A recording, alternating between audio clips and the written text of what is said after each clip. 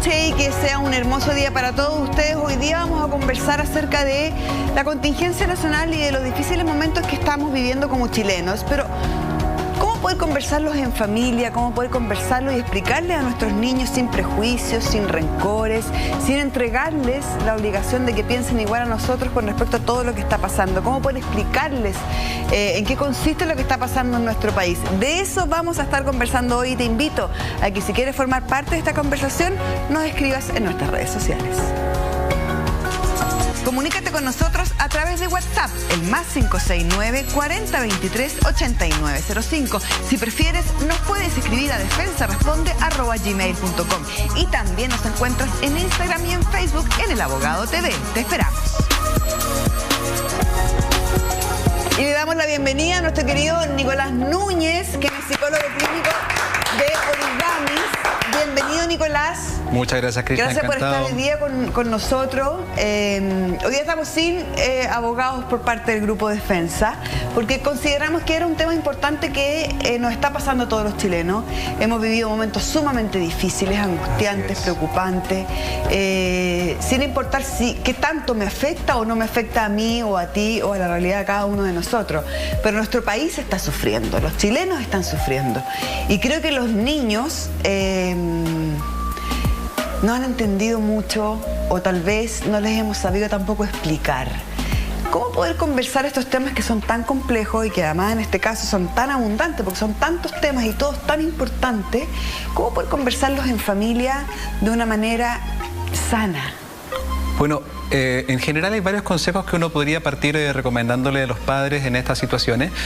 Pero primero situarnos en un contexto de incertidumbre y saber que la incertidumbre de lo que nos va a pasar la próxima semana, incluso en la mañana no tenemos incertidumbre de cómo va a terminar ese día, ¿cierto? Exacto. Vemos en las noticias que situaciones que veíamos tal vez como marchas pacíficas terminan en marchas violentas y en una serie de declaraciones del gobierno para poder contener de nuevo la situación que pensábamos se había un poco tranquilizado, nos genera mucho estrés, ¿ya? Y que la forma en que organizamos el estrés, los seres humanos, por lo general tiene que ver con el uso del lenguaje, con el diálogo.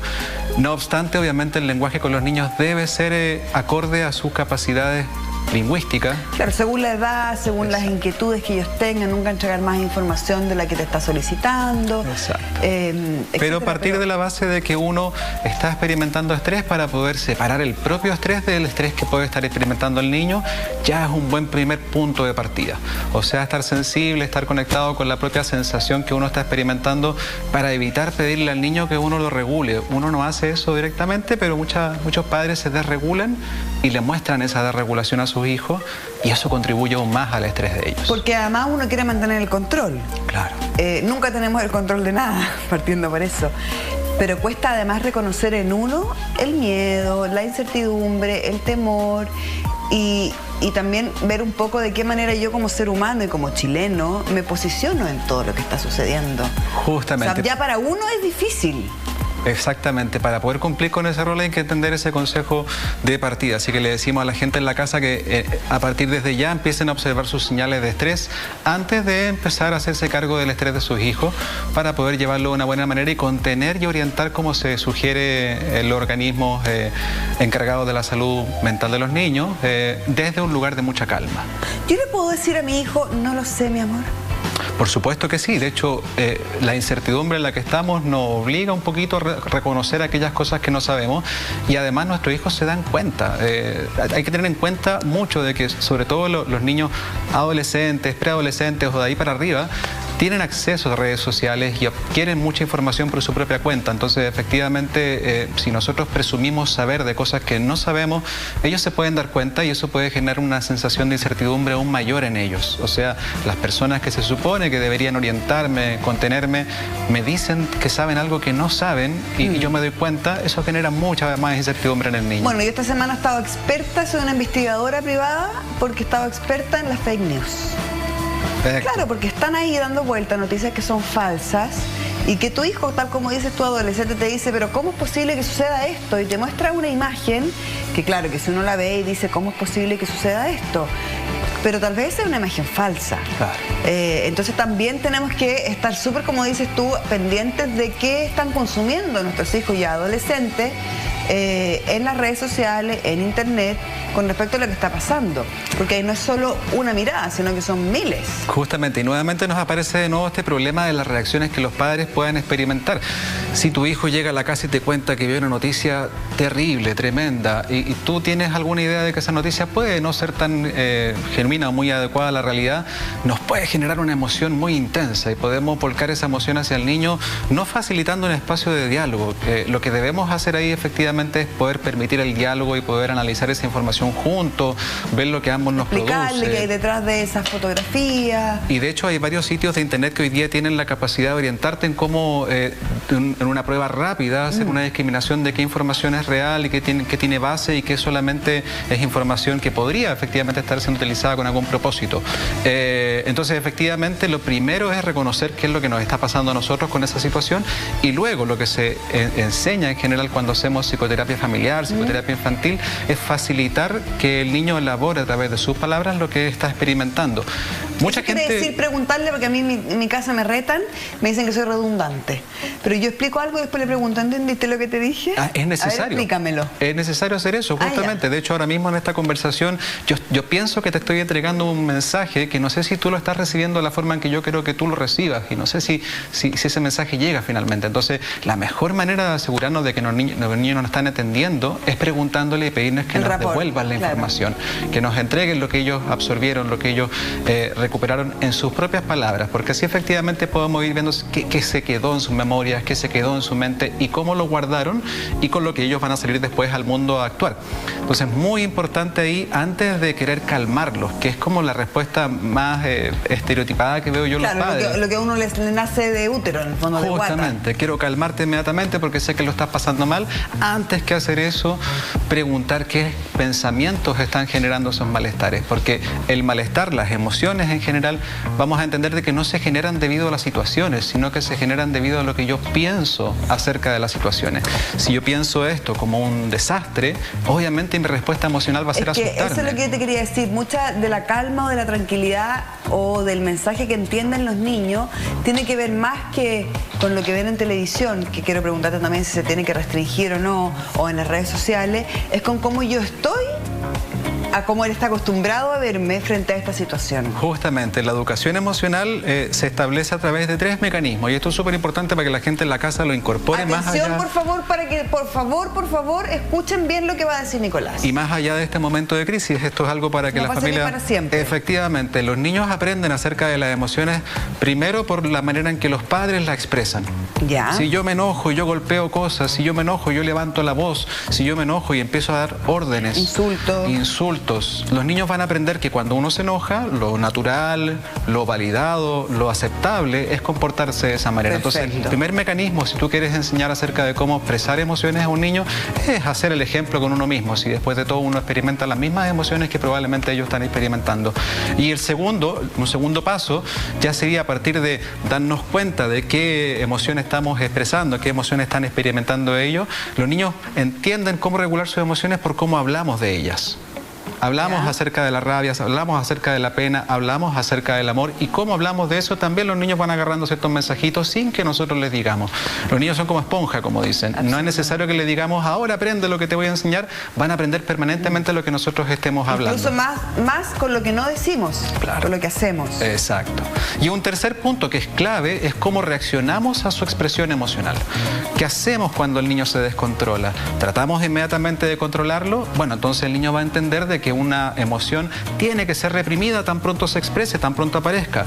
Y ese es un mal mensaje para darle a un niño, una mala lección. Si uno experimenta una emoción, no inmediatamente calmarla, sino que primero facilitar el reconocimiento y a través del reconocimiento poner esa emoción en palabras. Ese es un tremendo consejo para los padres, que ayuden a su hijo a poner la emoción en palabras simples, porque los niños efectivamente no tienen el dominio lingüístico que tiene un adulto como para poder diferenciar tantas emociones, tantos conceptos, pero tal vez con colores, con imágenes, con dibujos animados que representan ciertas emociones, podemos de a poco ir aumentando su léxico, su cantidad de conceptos que ellos manejan para describir su mundo emocional, y con eso eso, ayudarles a entender un poquito más lo que les pasa para que puedan utilizarlo para dirigir su comportamiento. Así que esos son los tres mecanismos, el cómo nosotros reaccionamos con nuestras propias emociones, cómo hablamos acerca de las emociones y cómo reaccionamos cuando nuestros niños expresan las emociones. Son las maneras en que los niños van a aprender sobre inteligencia emocional.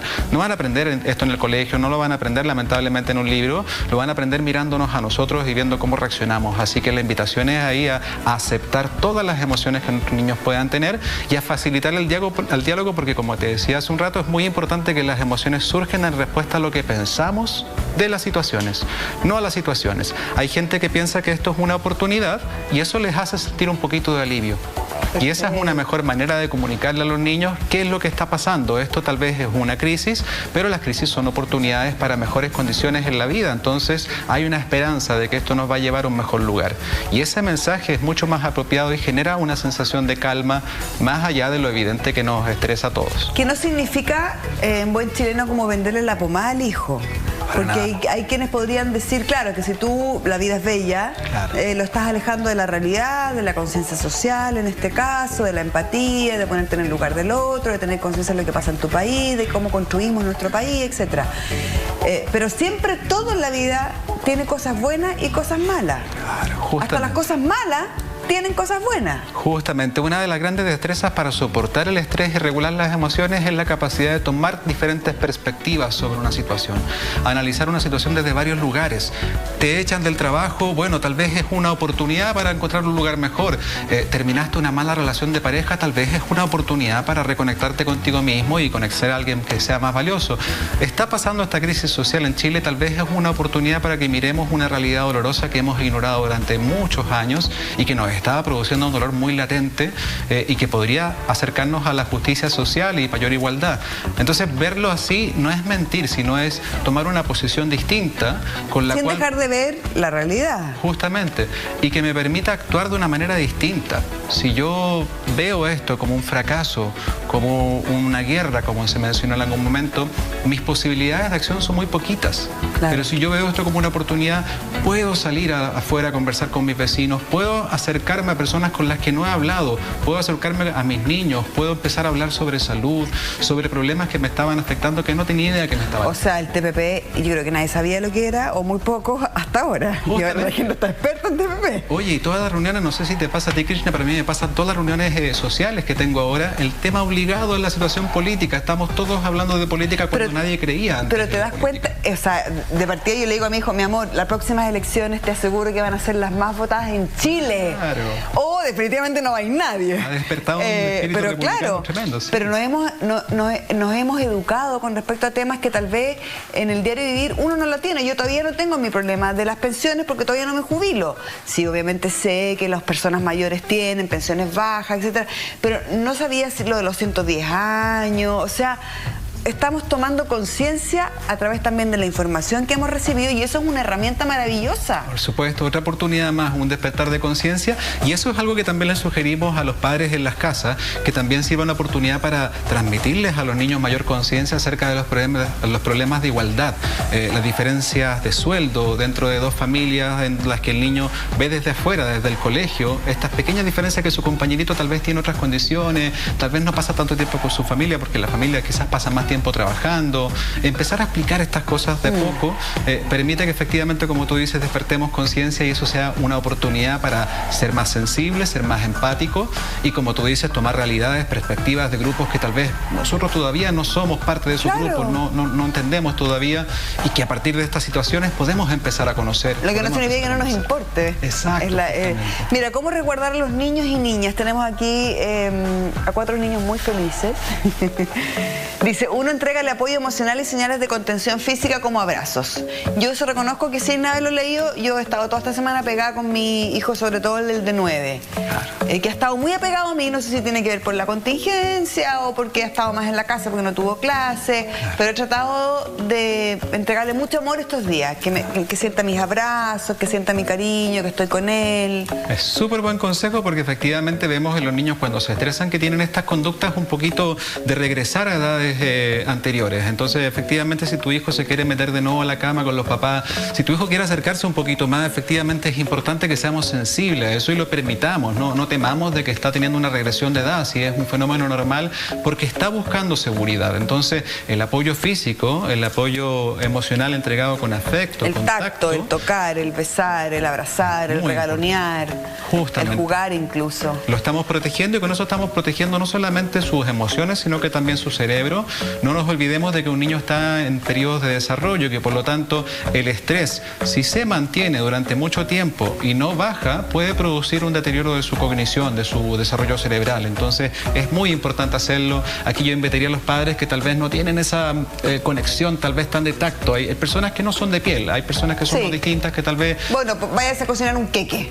Justamente. Invita al hijo a cocinar un queque, no sé, hacer un pan, el mejor sándwich de la historia, no sé. Justamente, y hacerlos participar un poquito también de la rutina, hacerles preguntas acerca de lo que ellos creen que deberíamos hacer todos como familia para sentirnos mejor. También va a aumentar su sensación de seguridad porque le va a hacer sentir a ese niño que está escuchado. Claro, que no está solo. Exacto, y que su opinión nos importa. Se me fue antes de continuar con el número 2, ver tele o no ver tele, dejarlos que vean la tele, que vean las redes sociales. Es muy importante que permitamos el acceso de acuerdo a la edad, ¿sí? La información que está transmitiéndose en la televisión, en los medios, tiene que ser digerida de una cierta manera, con cierto criterio, como veíamos antes, haciendo una diferencia entre la información falsa y la información verdadera. Así que es muy importante que limitemos el acceso, no solo por eso, sino que porque también no es lo único que está pasando en el mundo.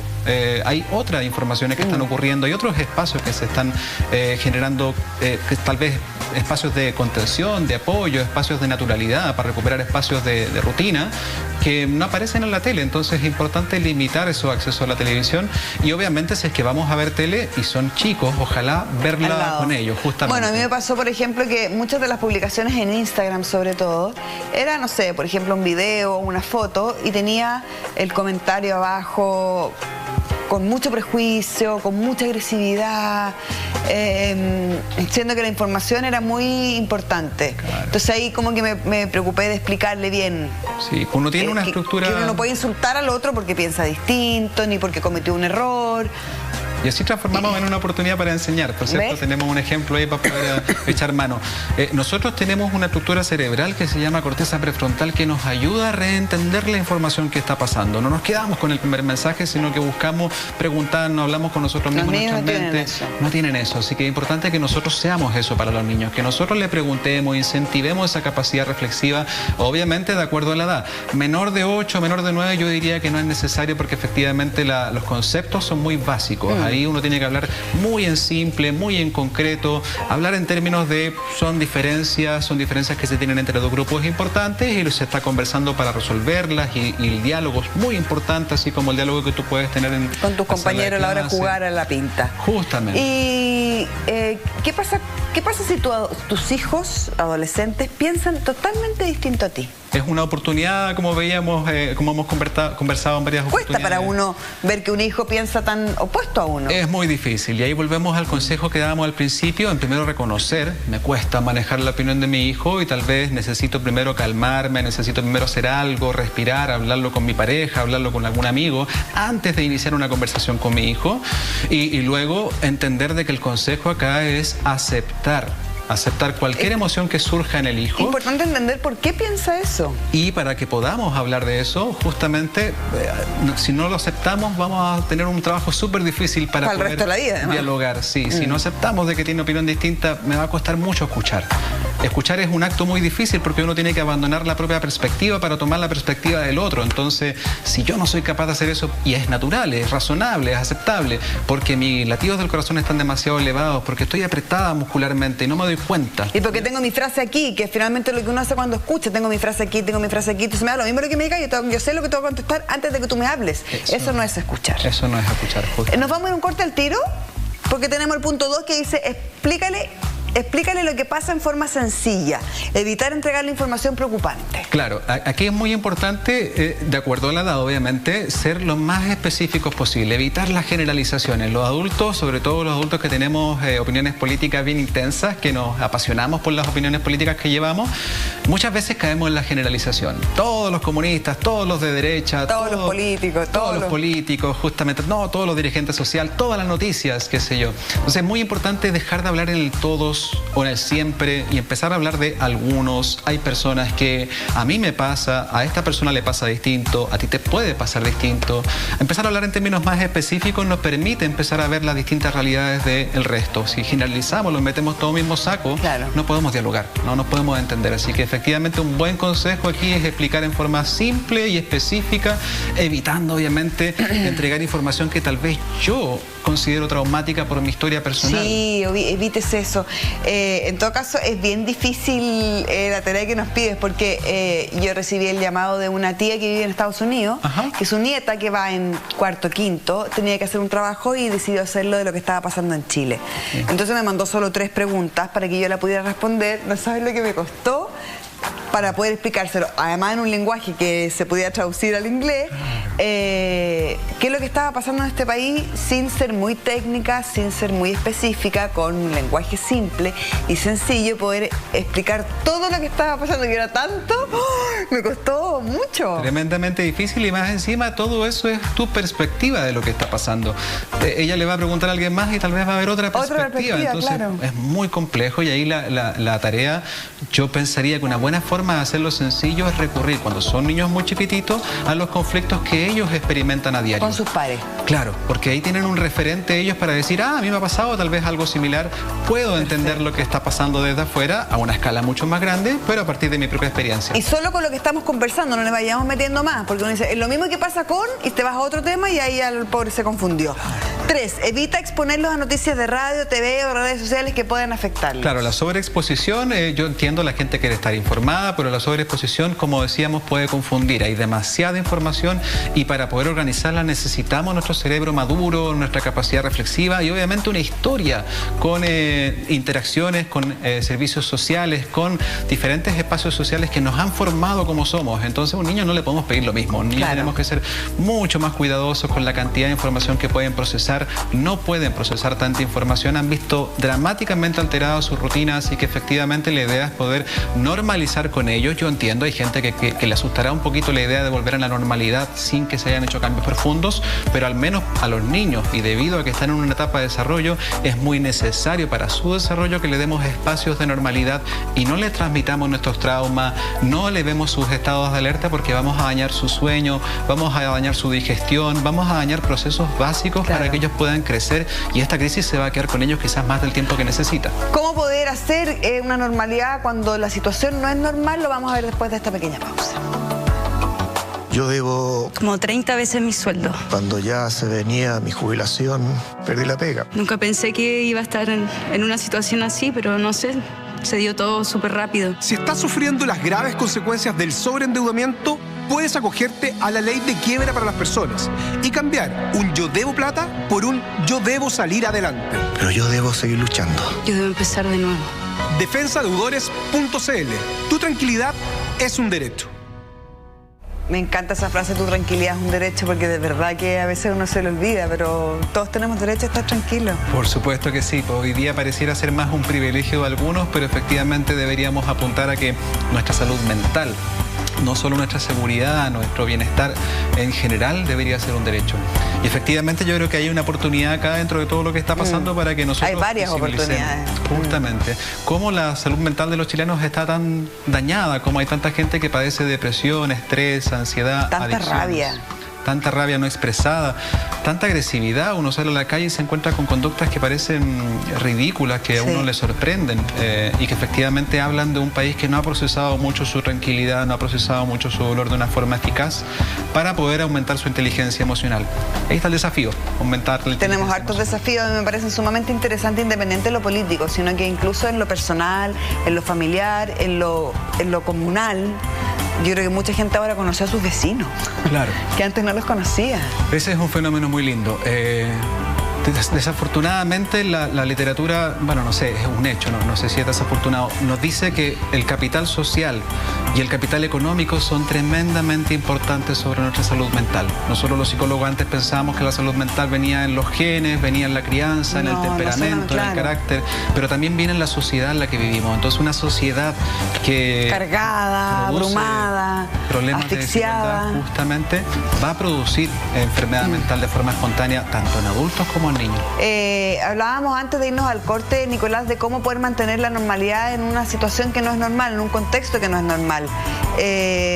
Y claro, por ejemplo, los niños no tuvieron colegio, que para ellos también tenía alguna gracia. Pero por ejemplo, claro, yo mantuve la hora de comida sagradamente como si fuera semana. Saqué a pasear a mi guagua en coche con toda la familia, con mi hijo, sagradamente a la misma hora que lo hago siempre. Seguí haciendo la misma rutina a pesar de que no era la misma rutina. Que son pequeñas cosas que uno cree que no, para ellos no va a ser importante, pero sí era importante. Es un súper buen consejo, así que le vamos a decir a la gente que le haga caso al consejo que estás haciendo. Efectivamente, mantener rutinas, mantener estructuras genera normalidad, y recuerden, no es una normalidad para nosotros, es una normalidad para seres en desarrollo que necesitan esa normalidad para poder crecer, así que la rutina es muy importante. Y de hecho estuve a punto de cometer el error porque dije, ay, si no tienen clase, qué rico, porque nos podemos acostar más tarde. Y algo en mí me dijo, no, si ellos tienen que, a pesar de que está toda la escoba y los cacerolazos y que sabía que no podíamos salir y que quería ir a comprar algo al supermercado, mi amor, el supermercado está cerrado, y que quería ir a ver no sé qué cosa, mi amor, la abuelita no puede venir porque no tiene cómo llegar, no sé. Entonces había muchas cosas que estaban distintas a lo normal. Entonces dije, no, ya, por lo menos los horarios, la comida y eso se los voy a mantener. Claro. Nosotros hablamos en general de que no es necesario tener certezas. Como tú decías, es imposible saber o tener seguridad sobre casi cualquier cosa, pero tenemos que tener una sensación de certeza, una sensación de seguridad.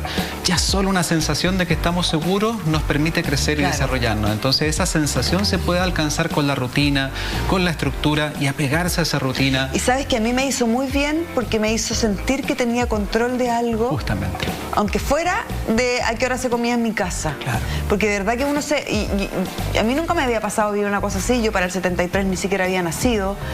No había vivido un toque de queda, etc. Mi mamá tampoco estaba en Chile, entonces tampoco tiene mucha experiencia. Como mi abuelo está muerto, o sea, como que no tengo mucha historia familiar en donde se pueda haber conversado de una situación como la que hemos vivido estos días. Entonces hay una incertidumbre, ¿y cuándo va a parar? ¿Y cómo va a poder ayudar a toda esta gente? ¿Cuánta gente necesita ayuda y tan diversa? Y uno se siente mal y quiere ayudar y... Ay, yo suspiraba y dije, ya sabes qué más, comen igual a la misma hora. Claro, buen mecanismo de regulación emocional. Efectivamente no podemos hacer nada con todo eso que estamos viendo en el televisor o con toda esa incertidumbre, pero sí podemos hacer algo con el niño que tenemos en la casa. Sí podemos ir a hacer unas galletas, sí podemos ir a cocinar algo juntos, sí podemos recuperar espacios en la plaza, sí podemos regalarle algo del supermercado, de tus despensas a alguien que lo necesita, o sea... Y mostrarle con eso el apoyo social y crear conductas desde chiquitito para un país más sensible, más empático. Entonces efectivamente podemos hacer un montón de cosas para recuperar normalidad y aprovechar esto como una oportunidad para el contacto. Es interesante todo lo que hemos conversado. Ojalá este programa lo puedan ver la mayor cantidad de personas. Nos vamos a un pequeñísimo corte, Nico, y ya volvemos. Bien. Yo debo hartos millones. Debo 70 millones de pesos por un mal negocio que hice. Tengo 2 hijos, uno de 10 y otro de 18. Y los mantengo solita. Tener una pyme no es tan fácil como uno cree. Si estás sufriendo las graves consecuencias del sobreendeudamiento, puedes acogerte a la ley de quiebra para las personas y cambiar un yo debo plata por un yo debo salir adelante. Yo debo buscar ayuda. Y sé que puedo. Defensadeudores.cl. Tu tranquilidad es un derecho. De verdad que se nos pasó, Nico, volando el programa. Te quiero dar las gracias. Ojalá que varios de los tips y de la conversación la gente lo pueda tal vez volver a ver, conversarlo con la pareja, con la familia, y agradecerle a toda su sintonía. Ahí va a aparecer nuestro WhatsApp, porque siempre invitamos a la gente que se comunique con nosotros para poder responder todas sus dudas e inquietudes. Más 56940 23 8905. Gracias, mi querido Nico. Encantado, por todo lo que hemos conversado. Y invitamos a la gente que también nos vea en nuestras redes sociales, espacio.origami en Instagram y www.origamis.cl. Vamos a estar liberando un montón de información acerca de lo que hablamos hoy día también. Origamis con S. Origamis en plural, justamente. Muchas gracias, mi querido Nico. Que te vaya muy bien. Un besito también para todos ustedes en su casa. Y que ojalá les haya servido este programa. Chao, chao.